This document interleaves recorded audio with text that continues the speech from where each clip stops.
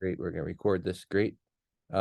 We also have Professor Sarah here and Professor Lindsay and Landry, our graduate assistant, and a lot of, I'm not sure if I'm missing other faculty, but we have a great group here. I see Professor Lopez is on board as well. Nice to see you, Professor Lopez. And I think Maria is likely on as well. Maria is our Associate Director of BIOS. So we have a great group, and we're excited to have Coach Yvette Healy with us tonight.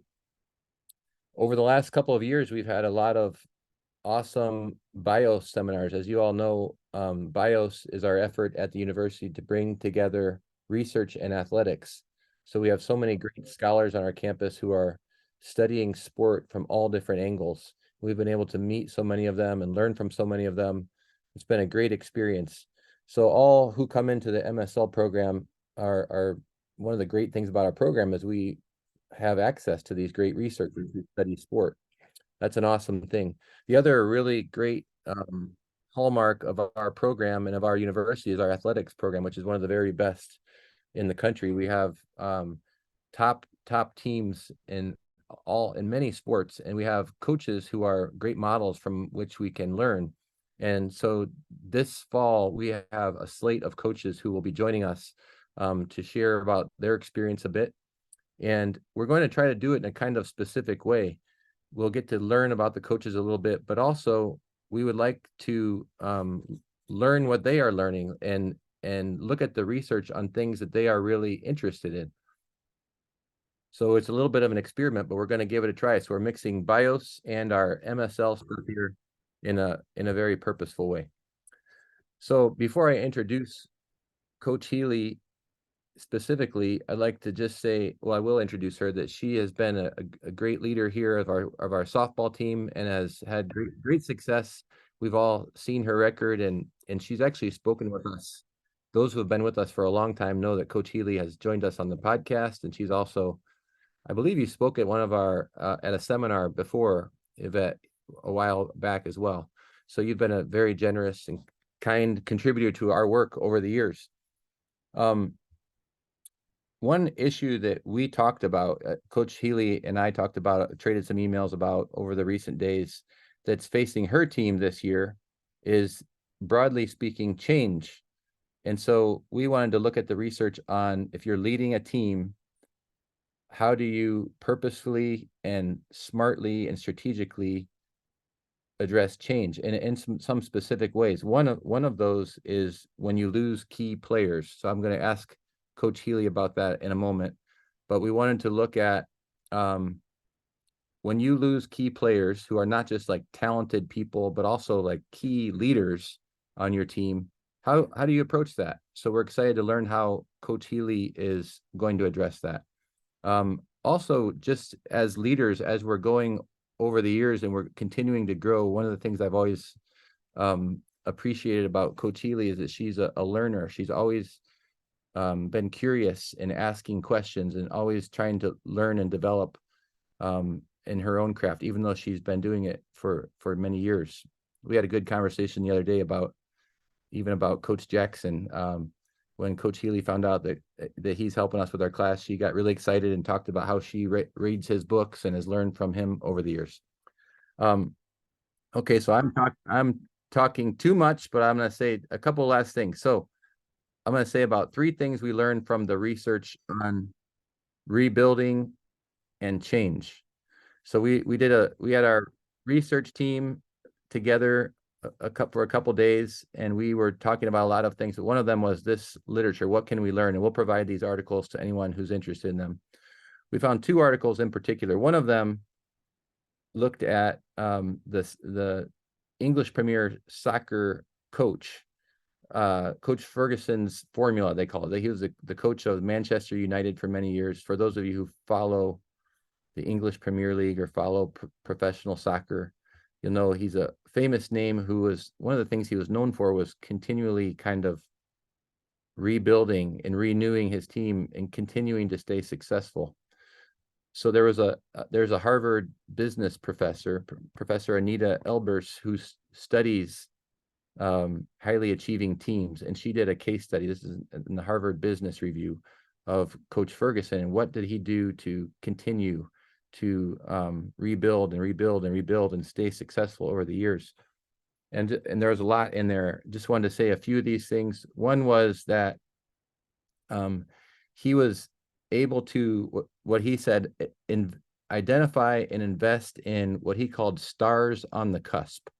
Stars on the cusp. So he was able to see players who hadn't quite broken through yet, but he saw something in those players and was able to, first of all, identify who those were, identify that these people have a lot to give, and then deeply kind of invest in them and their development.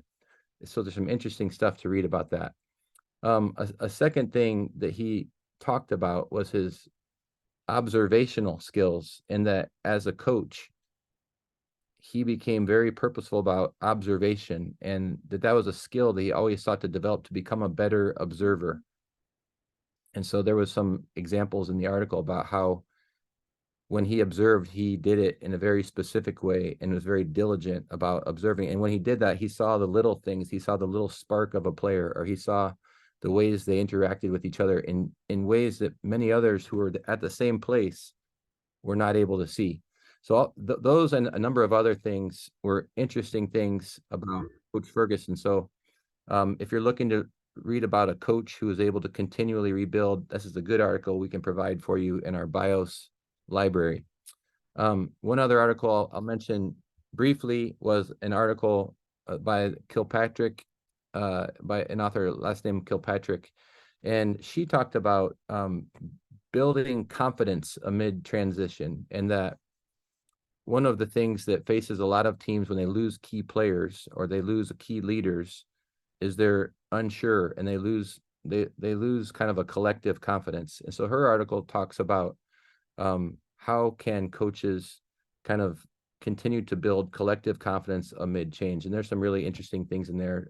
Specifically, one thing she talked about was clarity, was to say that change is often marked by lack of clarity, meaning what is my role going to be? What are my opportunities going to be? How will we do this together now that we've lost these people? And so in her study, she found one way was to be very clear and very specific in communicating with members of the team about how they were going to move forward together. So again, two interesting articles.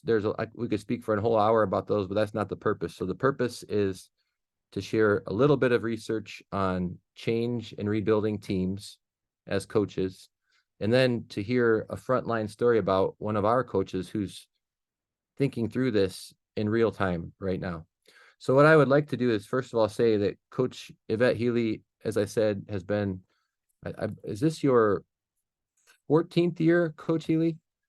Yeah, this is the start of 14, which is hard to believe, but those COVID years, I feel like we just zoomed through and got a couple extra years, even though when those weren't full years. But yeah, just finished year 13. So 14 years, which is great. And boy, is everybody hearing all my pings on my texts?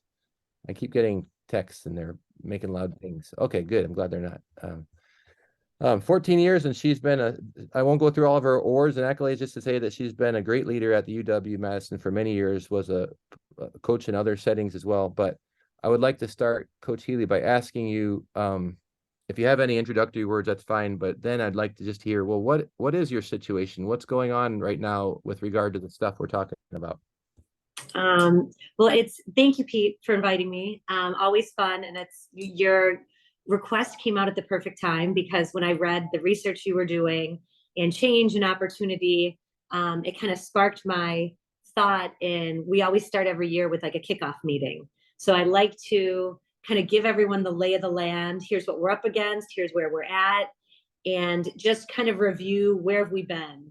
What's the task at hand before we dive into how do we move forward? And I like that you pulled a Harvard Business Review article. I don't have it in front of me, but there's one that I've referenced as a coach, and it was talking through even how they got through like a rescue mission with a mine collapsing. And I think it was in Chile. And they talked about like you have this task at hand, and you can't just come in and have optimism. You can't just say, we've got it. You actually have to explain the task at hand and what the lay of the land is, and kind of what are the challenges before you move forward and say, now here's our plan, and I feel great about it, and we're going to do it.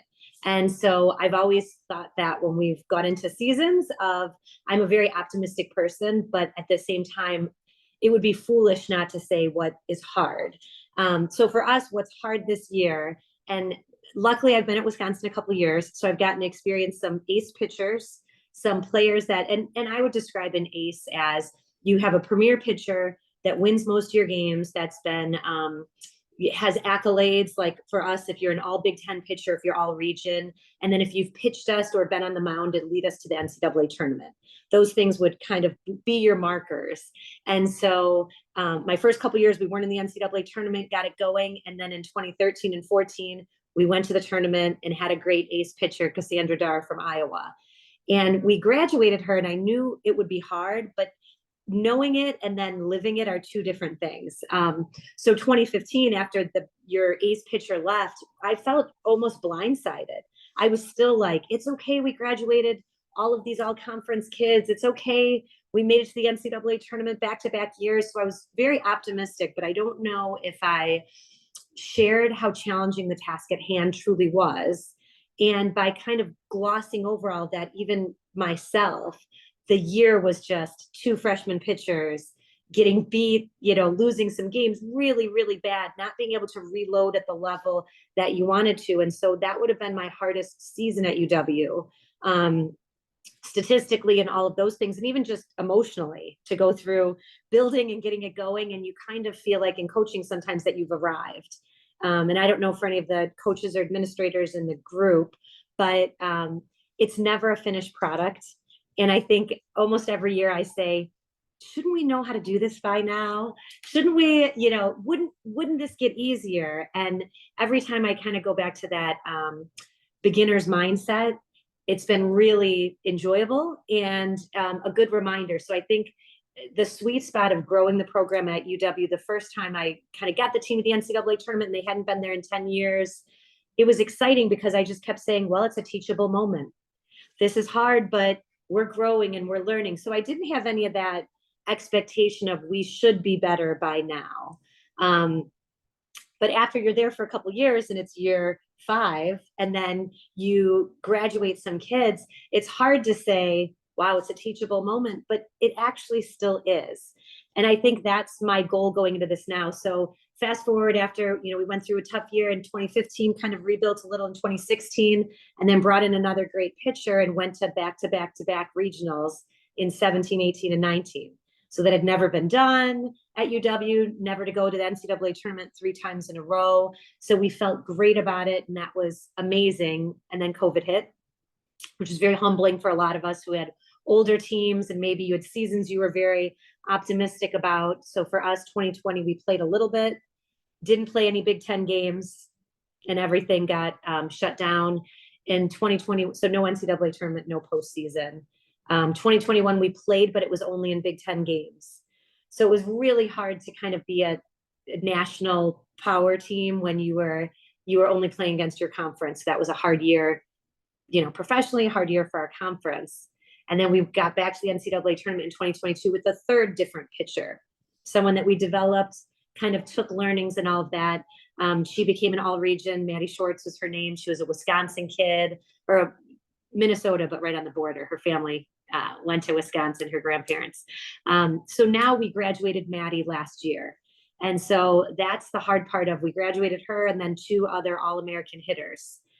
So the task at hand now is, how do we rebuild, reload? I think the interesting thing right now, we graduated those great kids, but this time we didn't make the postseason last year. So all of these other rebuilds were on the heels of great players, but also very high team success. So you kind of have that honeymoon and you feel really good. And if you have to rebuild a little, you think, well, we just did something tremendous that's never been done, a Big Ten championship, 3-time NCAAs. But now we graduated coming off of a year that was challenging at the end. And then we'll couple that with our pitching coach who had been with us for 8 years, took another job to be near family. So we've got change in that opportunity. And then our next best returning pitcher entered the transfer portal and went to the number 1 team in the country. So the task at hand is immense. That is, it sounds like it's been not just this year, but an ongoing challenge of adaptation and change over all these years. I wanted to ask you a couple of real specific questions, Yvette. You mentioned the kickoff meeting that you have each year. What do those look like? What do you aim to get done in the kickoff meeting? And how do those change based on the current situation of the current season? Well, we would do an hour with the whole team, and an hour's long, but it's very common for us to do, we call them chalk talks, but where we do classroom settings. So I think our team is familiar with meeting, having notebooks, being ready to kind of talk about, and I just usually say, we're here to help make sense of what we're going through. Maybe it's a time in the season, once a week, that we say, we're about to play Iowa. Here's what Iowa looks like. Here's how we think we can beat them. Here's how we match up. And then maybe we'll add a little inspiration to it too. A video, music, kind of a overriding thought of what, maybe a rallying cry for that series. So the team's used to that from me. And it's something that probably early on in my career, I enjoy those pregame speeches. They probably just came here and there for maybe my first 5-10 years of coaching, and then having feedback from some of the players, from some of the coaches of, Coach, I love that, or I got a lot out of it, or I was nervous and then I felt like we had direction and I knew where we were going. And so it kind of helped me to make it more formalized and more consistent. So I'll do a pregame talk before every game. And, the beginning has got a little bit of rah-rah and inspiration and feel good and kind of like capture their hearts. And there'll be some guts to it too. So there'll be some meat to it that has to do with, here's why I think we can win this series, or, how we match up. So the kickoff meeting, they're kind of ready for it. But I make sure that I'm really telling them the reality of where we're at. So although I want them to leave on an optimistic note, I'm not going to start with, we're going to get them this year. I really am very specific of, we showed them statistics this year. So it was, here's the batting average and on-base percentage and offensive numbers in the Big Ten. Here's where we rank. Well, we rank, 8 or 9 in all of these categories, which isn't great. Now we graduated our top 2 returning offensive players. So showing them, if we hit 30 home runs as a team, we graduated 18. So I'm very specific in, this is where we're at.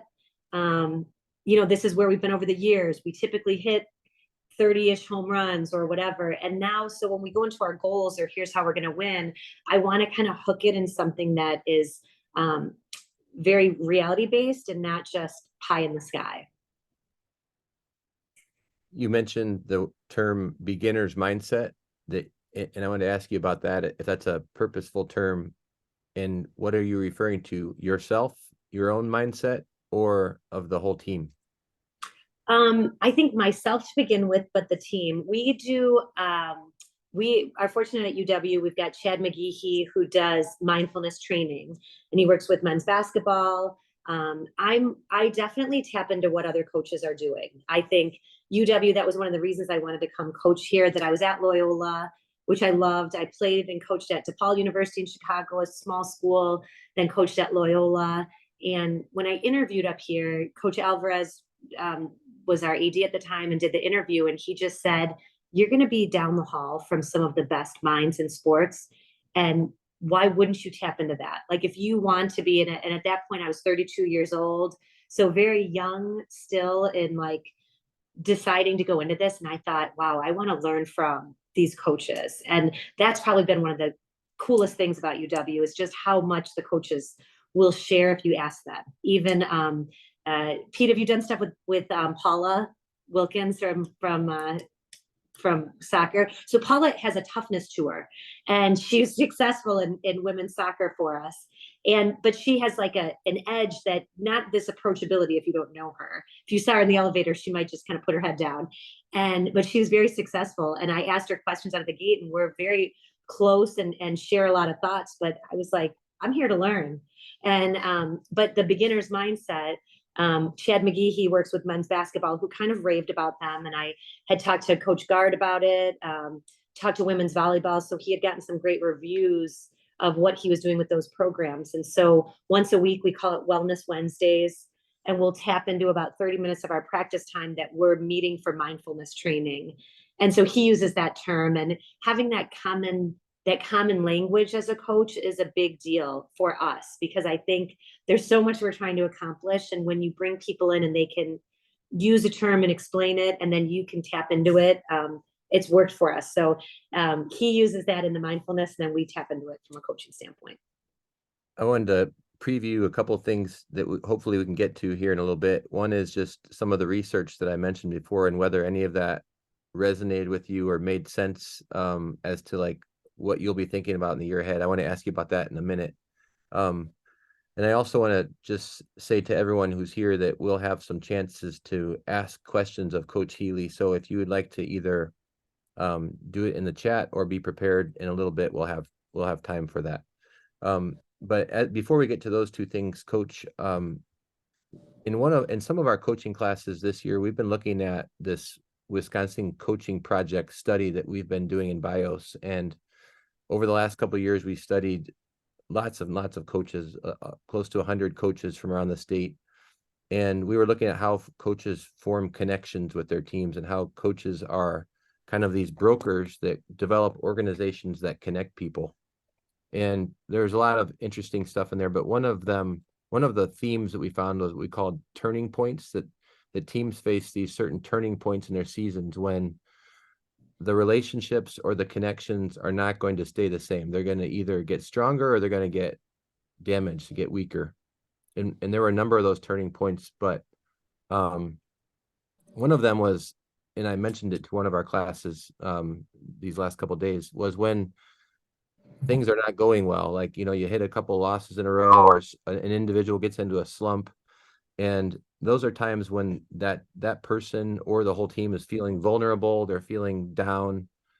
And they can be times, again, when relationships change, when depending upon how the coach reacts or how teammates react, relationships can get deeper, or they can get fractured. I wonder if you have faced certain turning points over the years when you've seen in a season that, based on the way that things were going or the way you reacted to a difficult situation, that relationships got better, because of how you got through hard things together. Yeah, I'm glad when I read some of the research that you sent, Pete, it was a good reminder. I think in coaching, you understand that there's these vulnerable moments. You understand that it's hard, but it's easy to forget. Like, it's easy to get into your mode of, I'm coaching, this is hard for me. And realizing what an opportunity is when it's hard for that athlete, I think, is a huge deal. It's a great reminder. I'm a mom too, so I have two daughters, an 11-year-old and a 14-year-old. And getting to sit in the stands as a mom has been just really powerful for me, because you realize just how hard it is as a human. I think we deal with these elite athletes, but you forget that they're dealing with life, they're dealing with doubt, even these elite players that we have. And so I'm glad that you mentioned that and kind of wrote it, because it helps draw to mind those moments when it happens. But sure, when it's hard and you say the right thing at the right moment, it's a tough game. I can remember we went to Illinois a couple years ago and played there, and won game one kind of dominantly. And we play 3-game series. So we won the Friday night game. And then Saturday they beat us. And Sunday we were winning, and they came back and we lost. And it was a really emotional moment. And I remember kind of sending my pitcher, our ace at the time, a text, and I included our catcher. And the catcher struggled, but she wasn't on my radar as much, that was hard for her. She had a couple critical pass balls, but I was really thinking of our pitcher. Sent them a text of like, what a learning this was. I'm really proud of your fight. You stayed in it. We know what it feels like for a team to come storming back. We'll be prepared next time it happens. You'll realize it. We'll shut the door. Like, proud of you guys, excited to go to battle with you. And our catcher was so moved by being put in that text, and came up to me several times and was like, coach, I was just doubting myself and hearing from you. And this is while we're on the bus. And it, it surprised me how much it meant to her in that moment when people were on the bus and they were like really feeling it. And that same team late in the year, we kind of, we're in the postseason and in the NCAAs, and we had to come back and beat someone. And they all kind of drew upon those moments of hard, or those moments of not coming through, where I was like, guys, you remember what it felt like? You start coming back and they're sweating and they don't like this feeling, and we're pushing, and they're going to feel like there's nothing they could do. Like, let's put this on someone else. And it was fun to see them draw back into a failure, learn from it, and then kind of do the same thing to come surging back and have a walk-off win against someone and do it on a big stage. But I think those moments where you put your arm around someone or send them even a note when you don't think it's that bad, it's pretty impactful. The two studies that I mentioned, I wonder what your reaction is to those, and maybe specific. I had two specific questions. One relating to your current situation, which is you lose these really key players, and in fact, Kayla and Katie were both members of our program. So some of the key players you lost were some of our program members. You lose such great players like those and others, and you have some up and comers, some other really excellent players, but they're now in a new situation where they may have more responsibility, and it may be as on the field responsibility, more playing time, or maybe it's as a voice in the locker room. That all of those things change. And so some of the examples we learned about in the articles were about kind of clarity in change, about communicating to members about what is your role now, what do we hope from you now that may be different from what it was before. Is that something that you're thinking about this year as you're going into this new year, communicating new roles and new responsibilities to players? Sure. I think that communication's never been more important. We can have a 4-hour practice a day. That's how our programs are structured. You can go up to 4 hours. And we've typically done they lift for an hour and maybe you have a 2.5-hour practice. Well, we've kind of changed our model a little bit, that they might lift for an hour, 2 hours of team practice, but every day we have an option for a 1-hour small group workout. And this week, for the first week, as we're working on skills and stuff, I've taken more time to just pull up the stools or sit around with 3 or 4 of them and say, how are we feeling? What are you worried about? Let's be honest. What are you stressed about? Here's where I see you. And kind of trying to have those role conversations without just saying, what's your role? But saying, here's what I see you doing really well. Here's your strength. And I think that's so big in coaching, to be able to tell someone, this is what you do really well. It's great in your coaches, if you have assistants, if you are working with people, to be able to kind of tell someone, I see you, and this is your gift, and you do it really well, and circle it. They're more willing to listen to the hard stuff. They're more willing to learn, because they are not on the defense right away. So they feel seen and heard and appreciated. And it's amazing how you can move forward. But we had that conversation in a lot of small groups today of just, here's what you do well. Here's your challenges. We measured your overarm strength. It's not quite where we'd like it to be, but boy, you're fast. That skill is important. Expect, as you grow your arm strength, we're going to use your speed and look how we tap into it. And kind of tell them their skill, and then how it relates to what their role is, and then how they can grow their role, is a big deal. But your research, what stood out to me when it kind of said, find your up and coming stars or people on the cusp, what a hard time it is to be in college athletics, because the transfer world. And so I think a lot of people are looking elsewhere. And as someone who celebrated their 20th wedding anniversary this summer, I'm not an elsewhere person. I'm a how do we work with what we've got kind of person, both personally and professionally. So what we did this year, when a ton of people went outside and brought in a ton of people, we brought in one transfer that was really outstanding. We knew her, we loved her character, but we said no to 5 or 6 people and developed within and took a couple walk-ons and gave them scholarship money inside our program. That's really unique. It's hard to say, we see where you're going and we're going to pay it forward and we're investing in it, but it's very the Wisconsin way to me. it's what I believe in and want to be what's right in athletics. So I'm like extra pulling for this team to do cool things, even though we're up against it and we're shorthanded and we don't look great on paper, because I just believe in that building from within and giving people opportunities and developing your Midwest talent.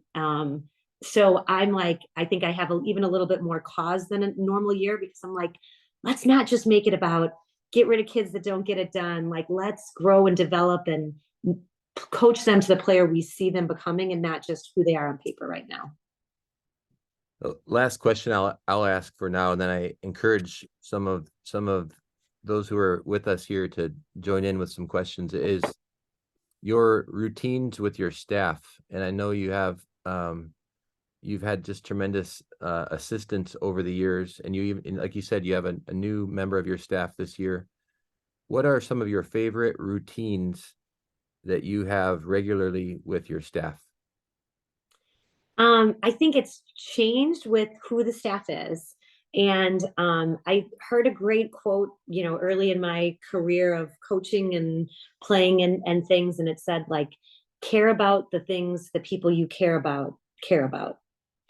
And I know it's kind of long winded, but if you kind of break it down of thinking, if Pete, if you're important to me, then it matters to me to know what's important to you. And I want to know more about it, because if I'm trying to have a relationship with you, I care what lights you up. I care what kind of, gets you going, or what you're really passionate about. And then we can have a better relationship because I'm asking you about, oh, how is that going? And so on the most basic level with my coach or with the players, I mean, I ask them how they're doing, how their family's doing, what they're majoring in. Same thing with the coaching staff, how's your family, all of these things, and try to make sure it's not just business all the time. But like, even then, more importantly, or the next step is, what really matters to them? What are they really passionate about? What, when you talk about it, do they just start? My new coaching staff member is a 55-year-old male who was born in New Zealand. So we don't have as much in common as my former staff members, who maybe it was all female or younger, where you could just totally be a mentor, and you were in that position. So, Coach Roberts went hunting this weekend. I've never shot anything in my life, but I'm really interested in, and I knew we got to see his son, and, got to drive to Minnesota and got to see the grandbaby. And so me hearing and listening and sharing and asking for photos and letting him kind of share what's going on in his world, I think matters tremendously. My other assistant coach, Coach Z, has gotten into the world of triathlons in Madison. And so, I mean, to the point where I'm, older than her, but we got into open water swimming over COVID. And I know she's kind of a workout nut, and I'm like, all right, we're doing this. So she and I swim a lot in the lakes, like for sunrise. And it's harder for me, but it's good because I know she loves it. And so I try to kind of literally meet people where they're at and try to spend time with them, where they're passionate. And then the coaching part gets so much easier because you know them at a different level. Great. Well, at this stage, if we could enter into a little bit of a Q&A, and those who are able to turn your camera on, it'd be great to see each other. I understand some of you are probably on the go or not in a place where you're able to do that. But if you're able to pop your camera on as we have a conversation, that'd be great. It'd be good to see some of you. So if you do have a question or a comment for Coach Healy, you could either raise your hand or you could put it in the chat. I will also take rebuilding advice. If there's anything you feel passionately about and you're like, we've done this and it worked great.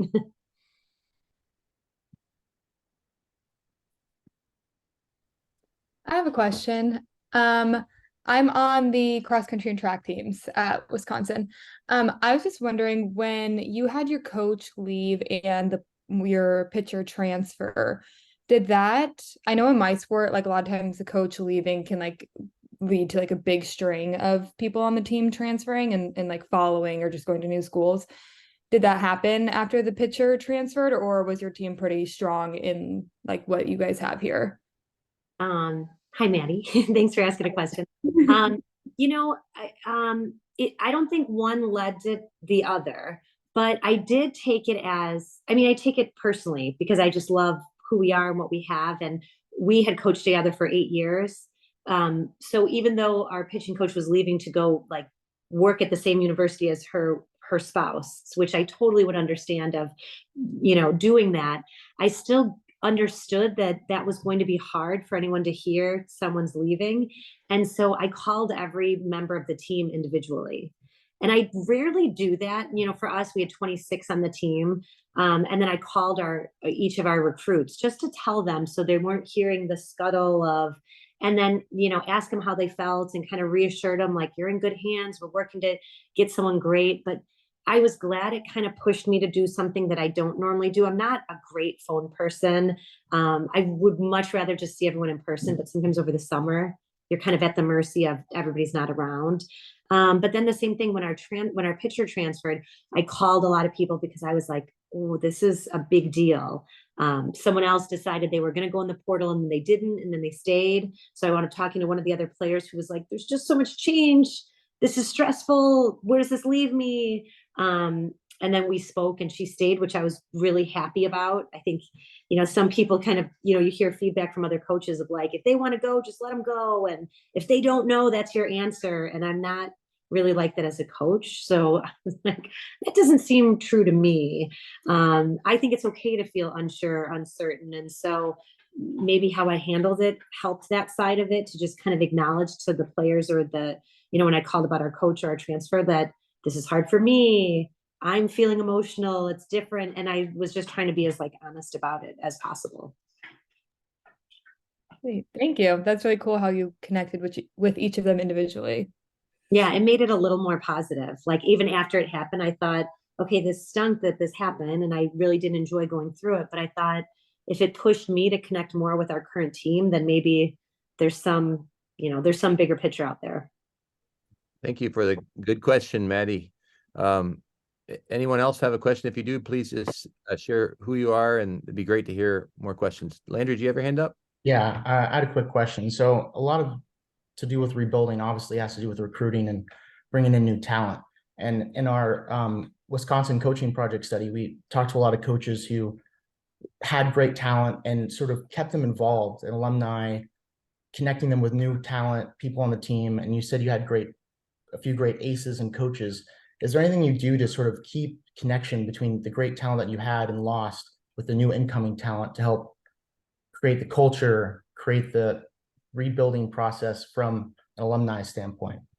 That's a really good question. I think it's so easy to look past that side of things because there's an intensity to our current coaching. You've got the 20-hour weeks, and then for us, you have recruits coming on campus. So September 1, you can start recruiting juniors, those 2025 recruits that are juniors. So a lot of what we're doing right now is coaching our own team, seeing what we've got, measuring it, working on our fall games, but then also recruiting. And so sometimes the alumni portion gets pushed to the back, and even the fans or the little kids or the development of your youth programs gets pushed to the side. And one of my favorite things about Wisconsin, I just try to go back to what fills my heart or what makes me a great coach, what are my moments that I thought, gosh, I love what I do. And we've had a couple series. We played Iowa late last year, and the place was sold out.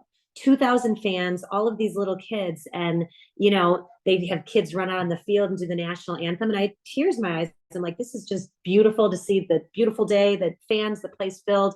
My heart was so full, and I thought, well, this doesn't happen by accident. Like, you have to build them on the front end of like, get people to be excited and invest in the community and go out and do camps and shake hands and sign autographs and be present. And then you have to keep connecting to your players who have gone through so they feel like part of it. So one of the last weekends in August, we did a little kids camp, and we had water balloons and tie-dye and all this. So our team, while other people were doing like these big recruiting camps, we had 100 little kids and all of our players doing this stuff. So I felt like, okay, we're growing from a grassroots standpoint. And then homecoming weekend, we're working right now. And I have a lot of the alums that have played for me, and even the ones before that. I have a lot of their cell phone numbers. I have a lot of their texts, and we've done alumni practices. So pick one date that we invite them back to practice, and we throw BP, and we take them out and let them do some of our like catching balls at the fence, and we get gear for them and maybe do a tailgate. And we've done it the last couple of years, and it's been great. It's hard to do because it's always so busy. But they did this like pay it forward challenge before, where like who donates the most, like what percentage of your alums donate, and then they got to do like a tailgate, and we've won it twice with softball. That we haven't had softball for that long, it's like 1996, but there were, and I don't think it was a lot of money, but a lot of people donated a little money, and so we've done it and it's been great, and we're doing it again, and we'll have our team, I'll send out like a Google form, which I love those Google forms. They're like, it's like, you can text it, and then the alums can respond, here's my number, here's my cell, yes, I'll talk to a player, and our players will interview one of the alums if they say they're coming back. So that way, when they show up, I've got Molly Schlosser on our team saying, I want to introduce Cassandra Dar, because they've already done an interview. So now they know someone when they show up, and they'll introduce them to the group. We'll give them gear and stuff. And so it's been good. And we've got good RSVPs for this year for homecoming weekend. And I even found these cool little postcards. They have like a badger on it from the, Pete, I'll have to send you one. They're from the farmer's market. So it says badger, and he's like holding the Stella's bread and the flowers, and it says farmer's market. And I just sent postcards to a bunch of our alums and just said, we miss you in Madison, hope to see you. You made an impact or whatever. And I got a really good response that so many of the alums sent me texts back like, Coach, thanks for the birthday text, or thanks for the, whatever it was. And that makes me happy, because I get what a big part of as we're trying to draw on them, especially, I tell stories about them to our current team, so they might as well meet them. Thanks for the question. That was good. Thank you. I think Question we have a from question in the chat. the chat. Yeah, it's a nice question from Danny. I'll read it in case you can't see it. Yvette, is there anything that you've found over the years in coaching that has become a must for you moving forward, whether it be strategically, mentally, emotionally, or even physically? Every team will be different, as you mentioned, but is there that one thing that you always want to be the same? Good question. Good question, Danny. I probably should know this I would say getting myself in a good headspace is a must for me. I think there's been times where I kind of put that on the back burner and worked myself to the bone, or, felt really disconnected from my family because I was only in one place and only coaching. And I realized that, like, if I wasn't at my best, I certainly can't model that for my team and be that kind of leader. And so I've gotten better over the years of, I know if I can get a run in before a big game, I'm in a good headspace because I've kind of got that nervous energy out. So I run to Picnic Point a lot because it's over by our field. But more that idea of, my well-being matters, my family matters, and I can then do this at a high level of coaching instead of apologizing for it. And Pete and I have got to do an interview, I think maybe with Coach Mosley, our women's basketball coach, that we were on a committee and we went out to dinner, and Pete had to leave to go do a pickup for one of his kids and left dinner. And I thought how refreshing this is. That's very much my world of, being the mom and being in the carpool, but seeing someone in a leadership position like Professor Miller prioritize and be okay and not apologize for, he was working extra. It was the middle of the week. He came and did the dinner, but he wasn't going to stay for the extra hours. And it helps when people say that. So I think I've been more even intentional of saying, I want my team to say, I'd like to do that and I could do it. And I think I could have a family and maybe be happy in life and not just like have the world of sacrifice everything. And, you have to put your happiness last. I think we're in a world of our athletes want the total package and they want to be cared about as humans. So when they even hear the human side of me or that I'm care about those things, I think it's helped. So I'm pretty picky about that of not, although I will always push it too far at some point and do way too much, I still will say like, I'm taking a day back and doing whatever. What is there any other questions? I have one that came up as you mentioned one thing, Yvette, which was that you've learned as a parent now watching athletes. And that's a really interesting thing to bring up, which is that we can always see coaching from different angles. A lot of us have done it from being an athlete. We saw the coach as an athlete, and then as a coach, you see it from the coach's vantage point. But from the parent perspective, can you go into that a little bit more? What have you seen, especially as you're your daughter's playing high school volleyball, that kind of thing, what do you learn by sitting in the bleachers as a parent? Well, I have an 11-year-old playing kind of high level soccer. And it's funny when any parents want to commiserate with me about being unhappy about some coaching interaction, I'm usually pretty clear of I'm on team coach. And I try to and I'm like, just remember what I do for a living. But it's hard to ever complain to me because I definitely make a point of saying, well, let's remember this coach did just give up their weekend and they're in Milwaukee coaching 11-year-old girls and have been here all weekend. And so I always try to kind of bring that perspective back because I think it's easy to complain. But it's funny to hear other like the parents kind of talk that everyone just loves their kids so much. And it's not a bad thing. I think sometimes in coaching, coaches are like, oh, these parents. And now I'm these parents. And so you realize that there is a lot to be worked with. I think UW, I didn't hear the call, but last night, like for the first time, there was a Zoom call with incoming freshmen and transfer parents where the athletics department shared kind of expectations, which they've never had that interaction before. And I'm all for it because I just think better communication is better. There's a lot of coaches that won't let parents stay in the hotels they stay at. And they say, once you've had one bad interaction in the elevator, you won't even let the parents come with. And I just think they can be our allies. And I understand more now how much I just love my kids and want to see them have a great experience. I can kind of see both sides of it. So I think it's made me a better coach and definitely more empathetic of just how much you want it to be great for your kids.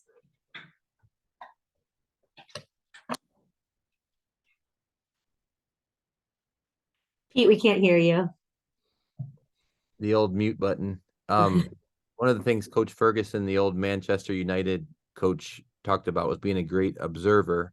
And just if I had one piece of advice for a lot of you as you're going through this program is we have all these great readings we have and great videos and a lot of things, learning things in the classes. But while you're on this campus, to take that cue of being an observer and go watch Coach Healy, go watch her in a practice or in a game and closely observe her interactions with her players and closely observe her interactions with the other coaches. And you can do that for all of the coaches in our programs. And for a lot of them, you can get up pretty close and see what they're doing and see and hear what they're saying.